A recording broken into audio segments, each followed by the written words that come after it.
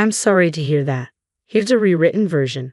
In the midst of our wedding ceremony, a shocking disruption shattered the serene atmosphere.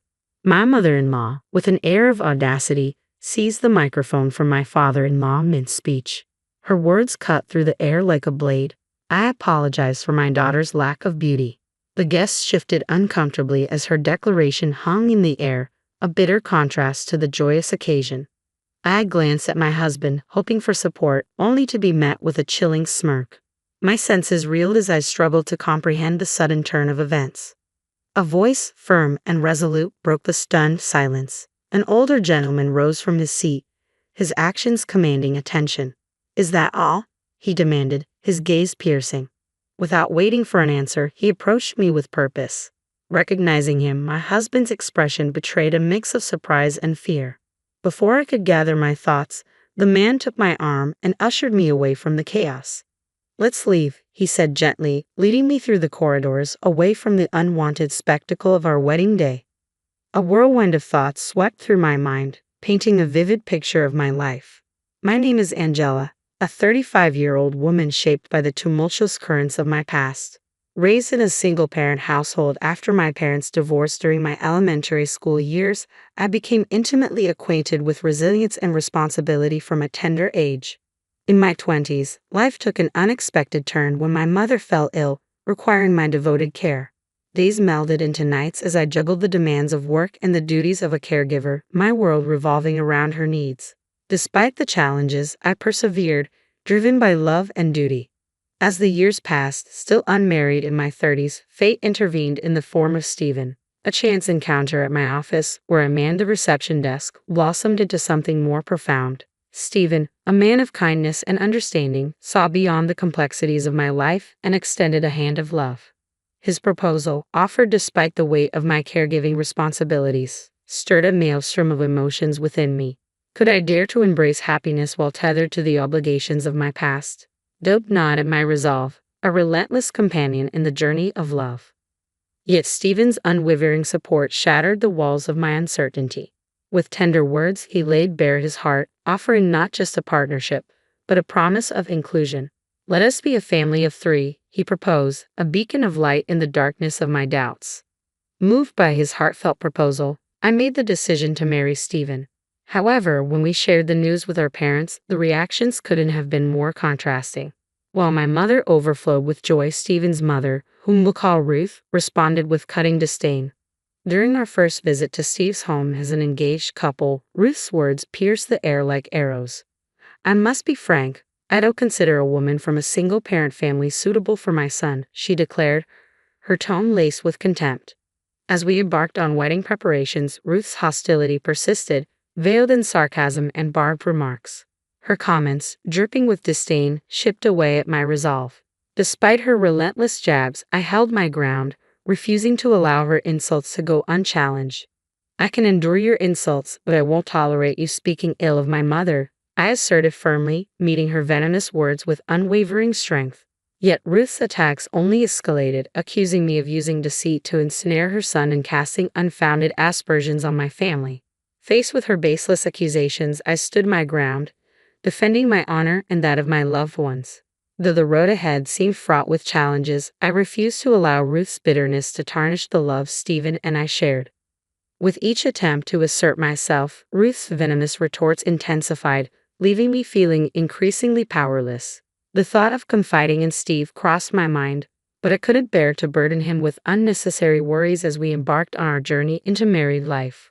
Ruth's audacity reached new heights as she began to meddle in our wedding plans, even intruding upon the sacred ritual of selecting a wedding dress. Standing alongside my husband, she boldly declared her intent to choose the gown herself. Steve, oblivious to the tension, praised his mother's sense of style and eagerly supported her involvement. "I appreciate your gesture, but I want the freedom to choose a dress that resonates with me personally," I asserted gently, refusing to relinquish control over a decision so deeply personal. "I traveled all this way for you, only to be met with disappointment," my mother-in-law lamented, her words dripping with hurt. My husband's immediate defense of her, always swift to side with her, especially when she portrayed herself as the victim, stung deeply. Yet, when it came to the wedding dress, a symbol of my joy and individuality, I couldn't yield. I understand, but I must choose my own dress. This moment is too important to compromise on, I affirmed resolutely, unwilling to sacrifice my vision for the sake of appeasing others. Despite her reluctance, my mother-in-law relented, though her resentment lingered. As the morning of the wedding dawned, her simmering animosity erupted into a shocking display of cruelty. What a dreadful dress! And the veil? Tasteless, she scoffed upon encountering my chosen attire in the dressing room. Her words cut deep, a venomous attack on the culmination of my dreams. Despite my rising distress, I endeavored to maintain composure, determined to sidestep any turmoil on my special day. My mother, who adores sewing, crafted this veil with love. We selected the dress together, and I truly adore it, I explained evenly, hoping to diffuse the tension. But my attempt at peace was shattered as my mother-in-law's eyes widened with fury. In an instant, her calm facade crumbled, replaced by a storm of rage. With a sudden motion, she produced a can of coffee from her purse, unleashing its contents onto my beloved dress. Shock paralyzed me as the dark liquid stained the pristine fabric, rendering it unsalvageable. Desperation gripped me as I reached for a nearby towel, but my efforts proved futile against the irreversible damage. This is the consequence of disobedience, she spat, her voice dripping with malice. With a final decree, she declared my attire unfit for the occasion, leaving me with no choice but to comply with her demands. As she exited the dressing room, her vindictive act hung heavy in the air, a bitter reminder of the power she wielded over my happiness. She must have deliberately brought the canned coffee, plotting to ruin my dress all along, evident from the fact that she had another dress prepared.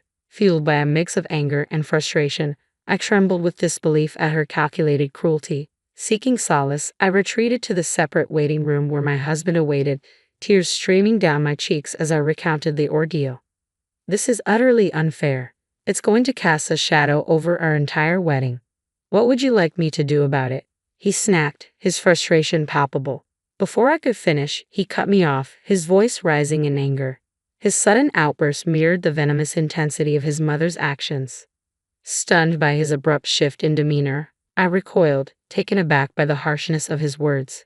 Yet just as swiftly as his anger erupted, it dissipated, replaced by a sense of remorse. I'm sorry. I didn't mean to lash out like that. I'm just feeling overwhelmed, he apologized, his agitation evident as he wiped beads of sweat from his brow. Despite his apology, a pang of guilt gnawed at me for burdening him with my troubles on such a momentous day. In an effort to diffuse the tension, I opted to lend an ear to my husband's concerns. You seem really stressed. What's going on? I inquired gently, hoping to offer some support. It's a bit chaotic. The CEO of my company unexpectedly decided to attend our wedding. It's a long story, but basically he heard about our wedding from Steven's boss, who happened to meet him here at the hotel. My husband explained, his voice tinged with apprehension. And to top it off, one of my colleagues fell ill last minute, so they invited the CEO to fill in. The coincidence was certainly striking, and I couldn't help but see the potential career implications. It's quite the opportunity. Your skills might just earn you a promotion, I remarked, though it couldn't shake the feeling of frustration at his dismissive tone. Realizing the futility of arguing with him in his current state, I chose to withdraw from the conversation, allowing him to stew in his own thoughts. With the wedding ceremony underway, we exchanged vows atop the hotel's rooftop, the picturesque setting providing a serene backdrop to our union. As the moments passed without incident, a sense of relief washed over me, the earlier turmoil momentarily forgotten. However, the tranquility was short-lived, shattered by the impending family speeches at the reception. My mother-in-law's words cut through the air like a blade, leaving me seething with anger and indignation. Despite my father-in-law's attempts to intervene, she persisted, clutching the microphone tightly as she unleashed her vitriol for all to hear. Just as I reached my breaking point, a middle-aged man rose from his seat with determined resolve, striding purposefully towards me. You don't deserve to endure this, he declared, his gaze fixed squarely on my mother-in-law. Without hesitation, he extended a guiding hand, leading me away from the escalating confrontation. My mother-in-law's outrage was palpable as she recoiled at the interruption to her tirade. However, her fury paled in comparison to the shock that rippled through the room as the man's identity was revealed. Who dares to interrupt my speech? She exclaimed, her indignation faltering as she realized the stature of the man before her. Beside her, Stephen's complexion drained of color as the truth dawned upon him. In a whirlwind of confusion, we hastily retreated from the reception hall, leaving the chaos behind. Sweating profusely and visibly flustered, Stephen struggled to regain his composure as we sought refuge in the relative privacy of the dressing room. "Why is my father here?" I gasped, the revelation sending shockwaves through my already tumultuous world. "That's correct. Stephen's company CEO is also my biological father. The dissolution of my parents' marriage stemmed from irreconcilable differences. Their constant conflicts, exacerbated by their shared workplace, led them to part ways in the belief that it was for my well-being. Despite the divorce, they maintained sporadic contact over the years. I had grown accustomed to seeing my father several times a month, his consistent child support ensuring my needs were met as I transitioned into adulthood. Even when my mother fell ill, he remained a steadfast presence, offering support in various forms, fostering a strong bond between us. Yet the revelation of his position as Stephen's boss caught me off guard. "I never knew my father was the CEO of Stephen's company," I murmured, grappling with the unexpected twists of fate. His sudden appearance at my wedding, contrary to his prior commitment to a business engagement, only added to the bewildering turn of events. "Why did you come if you had an important meeting?" I questioned, perplexed by his change in plans. "My meeting concluded earlier than anticipated. I couldn't miss the opportunity to give you this gift in person," he explained, his presence offering a glimmer of solace amidst the chaos. As I made my way to the entrance, I encountered an employee who revealed an unexpected twist. My father was the boss Stephen had mentioned. Learning of the wedding through routine preparations for a gift, my father seized the chance to attend upon discovering a vacant seat due to a last-minute cancellation. "Why didn't you tell me?" I questioned, feeling a mix of surprise and confusion at his secrecy. "After discussing with your mother, we thought it would be a delightful surprise. I never anticipated it would unfold like this," my father confessed, a tinge of sadness clouding his expression. Before I could delve deeper into the matter, the dressing room door swung open, revealing my mother-in-law's ominous presence. Her saccharine tone sent shivers down my spine as she attempted to coerce me back into the fold. The realization that she must have learned of my father's identity from her husband's revelation sent a chill through me. "Who do you think caused all of this?" "It was just a harmless joke," she declared, her attempt at levity falling flat in the face of my father's unexpected appearance. "How dare you make such a tasteless joke at my daughter's expense? It's unforgivable," my father shot back, his indignation mirroring my own. "What? So, it wasn't a jest after all? You genuinely called my daughter ugly?" My father's confrontational tone left my mother-in-law stumbling for words, her feeble attempts at evasion falling flat. In a flurry of urgency, my husband burst into the room, his hurried footsteps echoing in the tense atmosphere. He knelt before my father, seeking to atone for his mother's transgressions. "I apologize for my mother's indiscretion," he implored. "You're apologizing to the wrong person." My father's icy gaze bore down on my husband, his words laced with disappointment and reproach. "Angela, I'm sorry. My mother acted independently," my husband addressed me, his voice tinged with regret. "If that's true, then why didn't you intervene when she insulted me?" I demanded, my shock rendering me immobile. "And your father attempted to intervene," I added, incredulous. "But you seemed content to sit back and watch," I accused, my voice trembling with hurt and betrayal. "You're mistaken. My demeanor was misconstrued. Regardless, the sole responsibility lies with my mother," my husband insisted, his defense ringing hollow in the wake of his mother's egregious behavior. My husband erupted, his accusatory finger aimed squarely at his mother. "Stephen, are you turning against your own mother?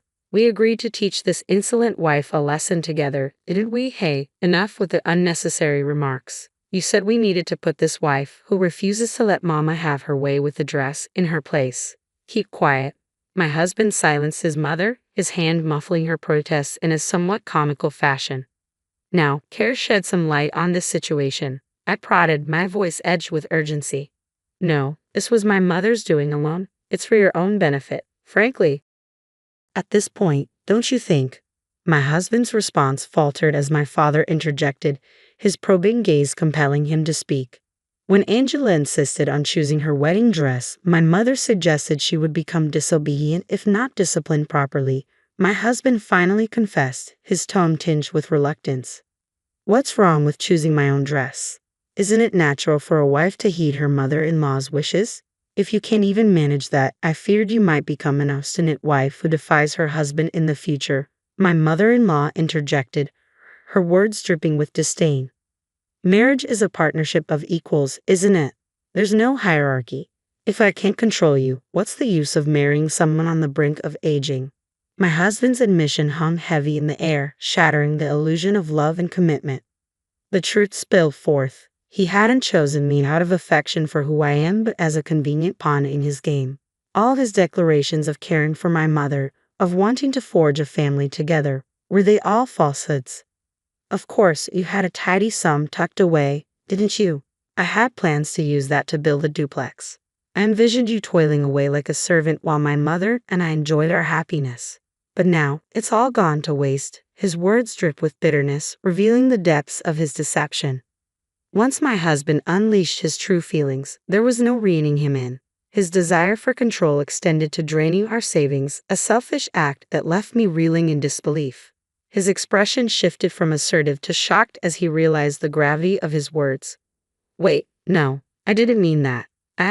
It's over. I can't have a wife who won't spend money or serve me, he stuttered, attempting to backtrack. Stop. I won't tolerate such disrespect, I declared, my resolve firm. I can't marry someone who views me as nothing more than a servant. His composure shattered, my husband paced nervously, grappling with the reality of our crumbling relationship. Then, as if struck by sudden clarity, he proposed a feeble solution. But our wedding is today. We can't call it off now, he reasoned, desperate to salvage the situation. I'll handle the guests and their gifts. Since your mother's actions led to this, you'll cover the expenses, I countered, refusing to shoulder the blame for his family's interference.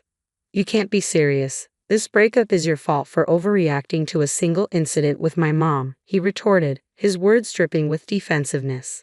All the hurtful things you've said to me, they're all here, he added, pointing accusingly at me. Retrieving my smartphone from my purse, I pressed play, unleashing a barrage of hurtful words in my mother-in-law's own voice.